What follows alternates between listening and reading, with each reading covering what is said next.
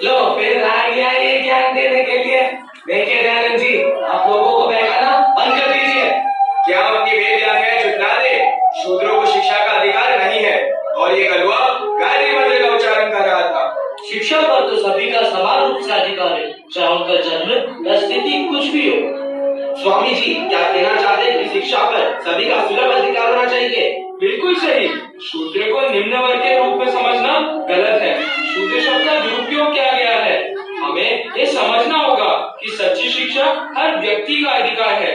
लेकिन हमारे शास्त्रों और परंपराओं में लंबे समय तक यही माना गया है कि शिक्षा का भाग केवल कुछ जातियों के लिए आरक्षित है। हमें पुरानी व्याख्याओं से बंधे नहीं रहना चाहिए। हमारे शास्त्रों में सभी आत्माओं की समानता की बात कही गई है। अगर हमें अपने शास्त्रों का सम्मान करना है तो हमें इस कठोर वर्गीकरण को समाज से उखाड़ फेंकना होगा। बस बहुत हुआ आपका। हमने आपकी बेटी की बात सुनने के लिए नहीं खड़े। इसका फैसला हम खुद करेंगे। क्या बोलते साथियों? हाँ करेंगे। हमारे पवित्र ग्रंथ समानता की बात करते हैं। अब समय आ गया है कि हम उनकी ओर लौटे। चलो।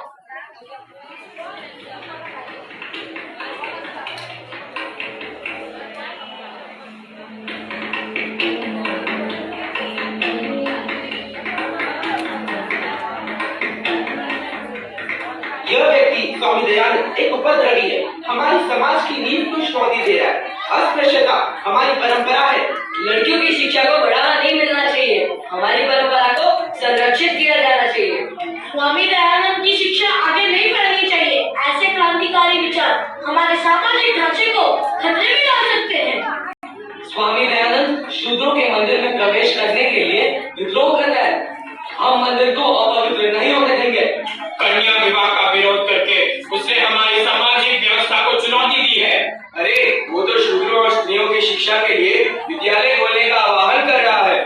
स्वामी दयानंद के शब्द अराजकता के और कुछ नहीं है। वे हमारी परंपरा और मान्यता को नष्ट करना चाहता है। हम न्याय की पुकार को अब और अनदेखा नहीं कर सकते।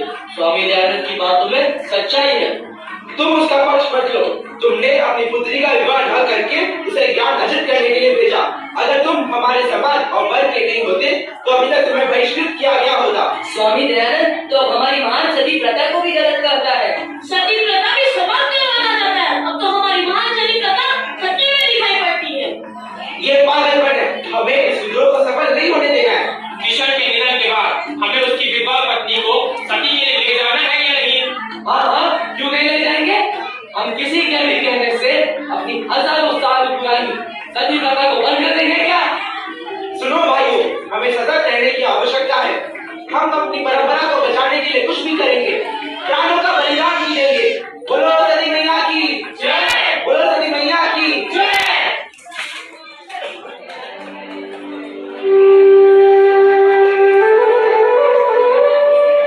लंबे समय से अज्ञानता की जंजीरों में जकड़ा हुआ है। अब समय आ गया है कि हम एक नई सोच को अपनाएं, जहाँ शिक्षा सभी के लिए एक अधिकार है, चाहे वह किसी भी लिंग, जाति या वर्ग में का हो। स्वामी जी, आपका संघर्ष व्यर्थ नहीं जा रहा। हम अब कई जगहों पर सफल हुए हैं। आपकी शिक्षाएं दूर दूर तक फैल रही है। यह तो बस शुरुआत है। सच्ची समानता एक यात्रा है, मंजिल नहीं। आइए हम सब मिलकर इस रास्ते पर चले। स्वामी जी, उसे बचा लीजिए। स्वामी जी। अब रामदास, तुम इतने विचलित क्यों हो रामदास? स्वामी जी, उस औरत को सती होने से बचा लीजिए। वो जीना चाहती है। प्रथाओं के नाम पर वो उसे सीधा आग के हवाले कर देंगे। अब हम क्या करेंगे स्वामी जी? हम पीछे नहीं हटेंगे। हमारा उद्देश्य न्यायपूर्ण है और हमारी भावना अटूट है। हम लोगों की अंतरात्मा से आह्वान करते हैं कि वे उठे और हमारे साथ खड़े हो। चलो।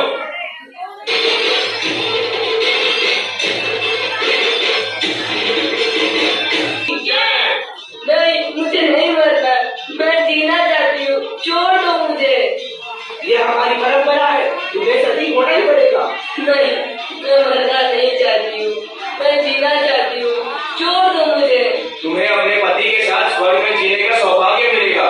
ये प्रथा तुम्हें निभानी ही पड़ेगी। बोलो सती मैया की जय। बोलो सती मैया की जय। अरे ये आप क्या कर रहे हैं? एक जिंदा औरत को मृत्यु दे देना चाहते हैं? इसे बंद कीजिए और इस औरत को मुक्त कर एक न्यायपूर्ण जीवन जीने का मौका दीजिए। आप लोग कौन हो रहे हैं?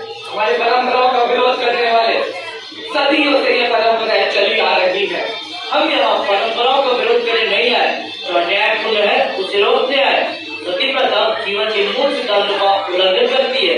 स्वामी जी, आप हमारी पुरानी परंपरा को चुनौती दे रहे हैं। सती प्रथा हमारे लिए पवित्र है। जब परंपराएं हमारी आत्मा को बांधने वाली जंजीर बन जाती हैं, तब इन पर सवाल उठाना चाहिए। क्या विधवा की पीड़ा न्याय की पुकार नहीं करता? इस पुत्री से ही पूछिए। बोलो बेटी। स्वामी जी, मैं मरना नहीं चाहती हूँ, मैं जीना चाहती हूँ। मैंने तो मिली है। हमारे शास्त्रों ने जो आदेश दिया है, आप उसके खिलाफ बोलते हैं। शास्त्रों की अगर सही ढंग से व्याख्या की जाए तो वह भी सती प्रथा का समर्थन नहीं करते हैं। अगर हम सती प्रथा को बंद कर देंगे तो विधवाओं का क्या होगा? समाज में उनका भरण पोषण कौन करेगा? इसके लिए आप क्या बोलेंगे? पुनर्विवाह। क्या पुनर्विवाह? हाँ, विधवा विवाह। विधवाओं को फिर से जीवन जीने का और अपने पैरों पर खड़े होने का पूरा अधिकार है और ये उन्हें मिलना ही चाहिए। आप हमारे परंपराओं के मूल ढांचे को चुनौती देते हैं। ये हमारे रीति रिवाजों का अपमान है। मैं एक बदलाव का प्रस्ताव करता हूँ। उन्हें पुनर्विवाह करने, अपने जीवन को फिर से जीने का अधिकार है। हमारी परंपराएं खतरे में है। यह व्यक्ति हमारी प्रथाओं को कमजोर करने की कोशिश कर रहा है। हम न्याय, करुणा और मानव जीवन के सम्मान के लिए खड़े हैं। आपकी बातों में ज्ञान है। आइए इसे समझे और करुणा का अपनाते हुए परंपरा का सम्मान करें। अगर हमारी परंपराएं इतना दर्द देती है तो इन पर पुनर्विचार करने का समय आ गया है। आप लोग इनकी बातों में मत आइए। हमें अपनी परंपरा का निर्वाह करना चाहिए। हमें स्वामी जी की बातों का समर्थन करना चाहिए। बोलिए, क्या हमें इस अन्यायपूर्ण प्रथा को समाप्त कर देना चाहिए या नहीं? हाँ, कर देना चाहिए। ये तो अनर्थ है। हमारा धर्म लोगों का सामूहिक प्रयास है जो एक बेहतर कल को देखने का सपना रखते हैं। आइए हम सब मिलकर प्रगति के लिए प्रयास करें। विधवाओं, कन्या और शूद्रों की निंदा नहीं करनी चाहिए, बल्कि उनका समर्थन और उत्थान किया जाना चाहिए। ऐसे विद्यालय और संस्थान खोलना हमारी जिम्मेदारी है जहाँ हर व्यक्ति ज्ञान प्राप्त कर सके। आइए हम सब मिलकर एक ऐसा समाज बनाएं जहाँ करुणा और निष्पक्षता हमारे कार्यों का मार्गदर्शन करे।